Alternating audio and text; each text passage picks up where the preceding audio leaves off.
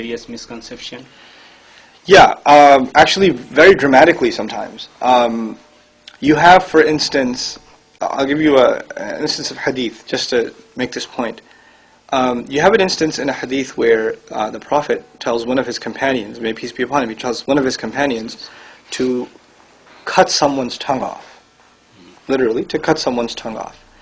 And this has been translated that way, and people use this to say, look, your Prophet commanded torture, and what kind of, inhumane behavior is this, etc., etc., etc. And when you read the translation, you say, yeah, this is pretty messed up.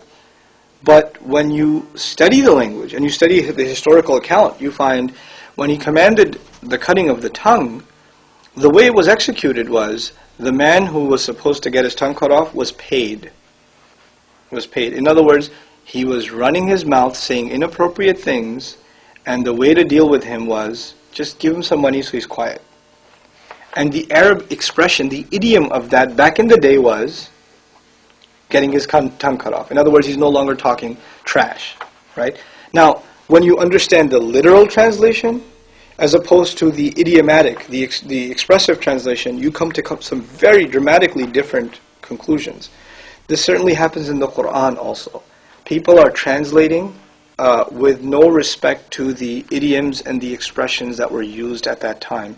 In other words, standard Arabic standards are being used to translate a classical Arabic text, which isn't fair from a literature point of view. It's not fair and it's inaccurate.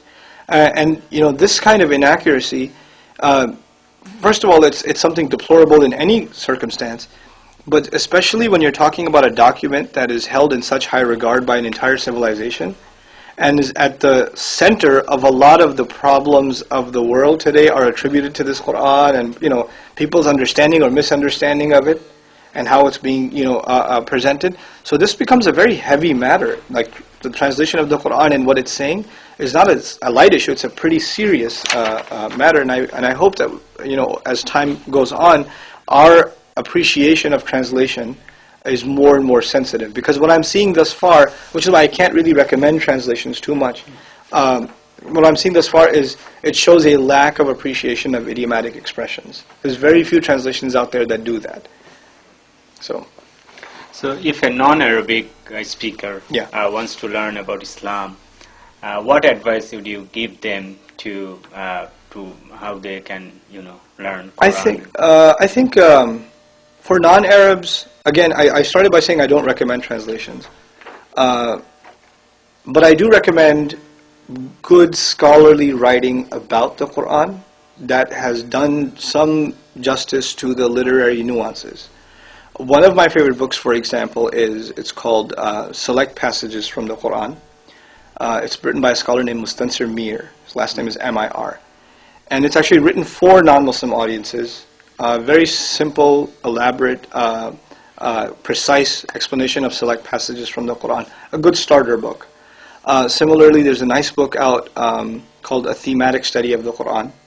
Also well written, because it's not just translating, it's also giving some commentary and some, straightforward explanation of the text as it goes along. So books like that I would recommend. For people that are just getting introduced to Islam, I think the best thing to do is to be in contact with a Muslim, more than even reading. Because when you're reading, sometimes, first of all, you don't know if it's actually a representation of mainstream Islam or not, because there's a lot of stuff out there.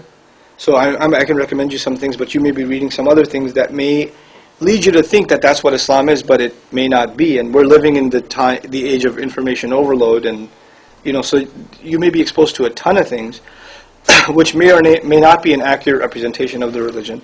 So the best thing to do is to actually be in touch with a Muslim. And this is going up on the Why Islam site. I think getting in touch with someone through Why Islam would be a smart thing to do. Because these are people that have taken responsibility and will communicate, the right kind of literature to you and be in touch with you and try to answer your questions precisely. But more than anything else, I would say, when you do get a question about what you're reading in the Quran, ask a Muslim scholar. And if you know a Muslim who's not a scholar, ask him to ask a scholar. In other words, don't expect that just because someone's a Muslim, they're going to have an answer about the Quran. Don't assume that, because you'd be surprised. We don't know our book that much, and we need to we should accept that, and we should say that yes, and even the folks that are trying to deliver the message of the Quran and they're trying to learn it as well, when they come into contact with a question, they should direct it to scholarship and to try to get a more precise answer. Inshallah.